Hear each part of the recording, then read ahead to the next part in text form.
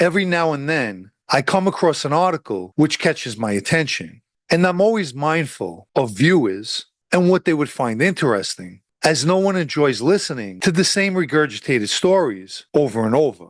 In July 1974, an informant told the FBI that he had heard Carlo Gambino was told to step down. Allegedly, Gambino members felt he was getting weak, as well as taking the lion's share of money made from Gambino rackets. This same informant stated on October 22, 1975, that he heard Gambino retired and was acting like a consultant to Paul Castellano, who he chose as his successor.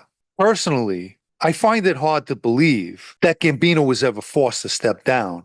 There did come a point when he knew he couldn't function as a boss and chose his cousin Castellano. Reports claim that the transfer of power took place on his deathbed. Again, I find this inaccurate, as Castellano stepped into the boss position well before Gambino passed away, which makes part of the informant's information ring true, that Gambino began consulting Castellano in running the family, and confirming that he became the official boss before Gambino's passing, which took place on October 15, 1976. One interesting fact is, despite the Catholic Church's strong stance on permitting Catholic burials for members of organized crime, the Church raised no such protest when it came to Gambino.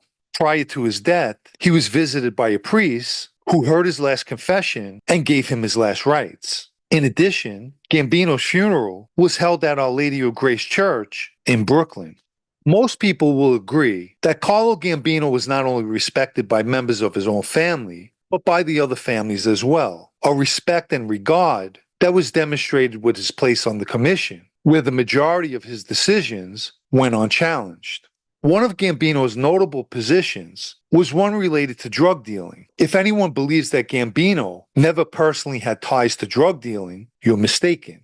Let's not forget, his relatives, the Cherry Hill Gambinos, were considered to be major drug traffickers. Gambino's concern and the reasoning behind his ban of drug dealing was the heavy sentences being handed down for that particular crime, which naturally amplified the likelihood of those arrested for drugs to cooperate with law enforcement. Understandably, Gambino wasn't worried about his relatives or anyone close to him, but he did have legitimate concerns for everyone else. During the 1970s, moving packages created instant millionaires. Many members who never made any significant amount of money through traditional rackets stepped into the drug arena due to the money involved. And if you think about it, who can blame them? They sat by and watched as guys from East Harlem, like Pleasant Avenue for instance, making millions hand over fist. One guy who let no grass grow under his feet when it came to the drug business was Carmine Galante. His boss, Joe Bonanno, not only knew of his involvement, but more importantly, encouraged it. For example, in 1953, Bonanno sent Galante to Montreal in order to cement the Bonanno's drug rackets and paved the way for the French Connection. In 1957, Bonanno had Galante accompany him to the infamous meeting in Palermo, Sicily, between members of American and Sicilian Cosa Nostra. And although there were many topics of discussion, chief among them was drug trafficking. It was also established during that meeting that young Sicilian men would be sent to America to assist in the distribution of narcotics. Young men such as Cesare Bonventre. By the late 1950s, Galante had come to the attention of the FBI for his involvement in a drug conspiracy with the importation of narcotics from Canada to the United States. He would be indicted in May of 1960, and during his first trial, the jury's foreman mysteriously fell down a flight of stairs in an abandoned building. As a result, on May 15, 1961, the judge declared a mistrial. However, a second trial, one ending on June 25, 1962, a jury convicted Galante, and he was sentenced to 20 years on July 10, 1962. He would ultimately serve 12 years and was granted parole from Lewisburg Federal Prison in January 1974. According to what's known, there was no love lost between Gambino, Bonanno, and Galante, and the same went for Gambino's underboss, Neil Della Croce, who allegedly had a few of Galante's heroin dealers killed. In fact, Following Galante's release from prison, there was a series of murders that took place, some of them being Gambino people associated to the drug business. It's apparent that there was a struggle for control of the narcotic business between the Gambino and Bonanno families, which in itself is interesting since Gambino was dead set against his members being involved in that business. Galante's young Sicilians weren't only utilized for the drug trade, but to conduct hits as well.